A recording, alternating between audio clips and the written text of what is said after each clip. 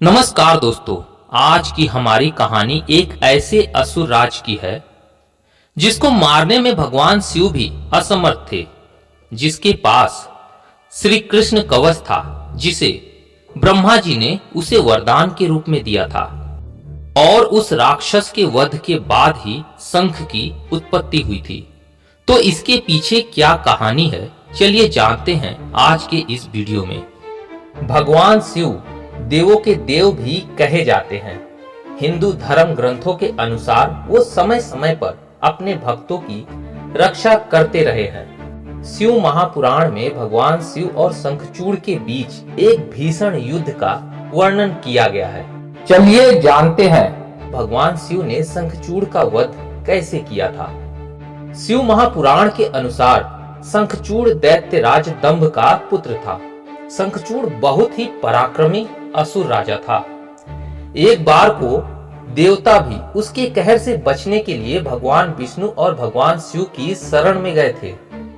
कुछ किंवदंतियों की माने तो शंखचूड़ भगवान श्री कृष्ण का पूर्व जन्म का मित्र सुदामा था, जिसे गोलोक में श्राप मिलने के कारण दैत्य योनि में जन्म लेना पड़ा था। बात दैत्यराज दंभ के समय की है, जब काफी समय के बाद भी दैत्यराज दंभ को संतान की प्राप्ति नहीं हुई तो वे बहुत दुखी हो गए और उन्होंने भगवान विष्णु की आराधना और तपस्या करनी शुरू कर दी।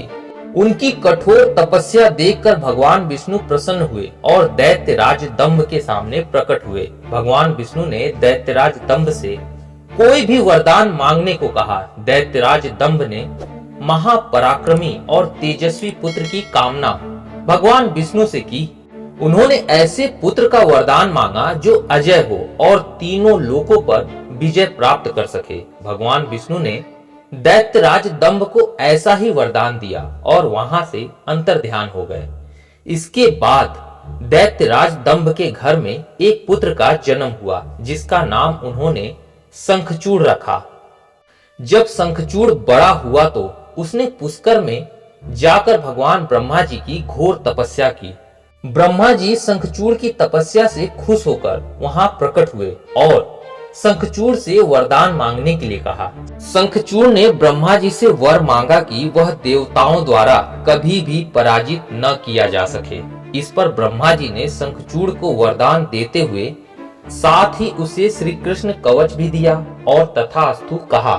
साथ ही ब्रह्मा जी ने शंखचूड़ को धर्मध्वज की पुत्री तुलसी जी से विवाह करने का मार्गदर्शन दिया और अंतर्ध्यान हो गए। इसके बाद शंखचूड़ का विवाह धर्मध्वज की पुत्री तुलसी जी के साथ हुआ और वे दोनों सुखी रूप से अपना जीवन व्यतीत करने लगे। ब्रह्मा जी से वरदान प्राप्त करने के बाद शंखचूड़ बहुत अभिमानी हो गया। उसे अपने पराक्रम और अपने बल पर इतना घमंड हो गया कि उसने देवताओं को सताना शुरू कर दिया। देखते ही देखते शंखचूड़ ने तीनों लोकों पर अपना आधिपत्य स्थापित कर लिया।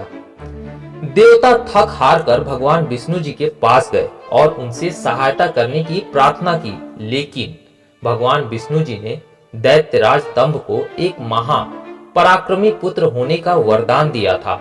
इसलिए भगवान विष्णु देवताओं की सहायता करने में असमर्थ थे।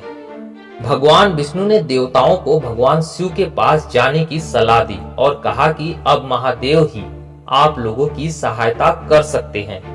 देवता गण भगवान शिव के पास गए और उनसे सहायता करने की प्रार्थना की। भगवान शिव ने देवताओं के ऊपर आई इस विपदा की घड़ी में उनकी सहायता करने का वचन दिया। शंखचूड़ भगवान ब्रह्मा से वरदान प्राप्त करके बहुत पराक्रमी और बलशाली हो चुका था। इस वजह से शिव जी भी शंखचूड़ का वध करने में असमर्थ थे।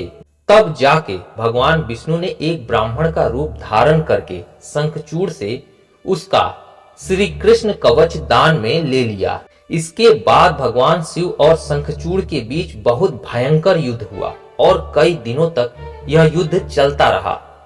युद्ध के अंत में भगवान शिव ने अपने त्रिशूल से असुर शंखचूड़ को भस्म कर दिया। जैसे ही भगवान शिव ने उसे भस्म किया तो उसकी हड्डियों से शंख का जन्म हुआ। क्योंकि शंखचूड़ एक विष्णु भक्त था तो आज भी भगवान विष्णु और माता लक्ष्मी को शंख से जल चढ़ाया जाता है और भगवान शिव ने शंखचूड़ का वध किया था। इस वजह से भगवान शिव को शंख से जल चढ़ाना वर्जित है।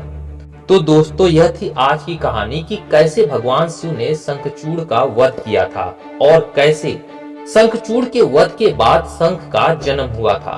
उम्मीद है वीडियो आप लोग को पसंद आई हो तो लाइक और सब्सक्राइब जरूर कीजिएगा दोस्तों। मिलते हैं अगली वीडियो में, तब तक के लिए धन्यवाद।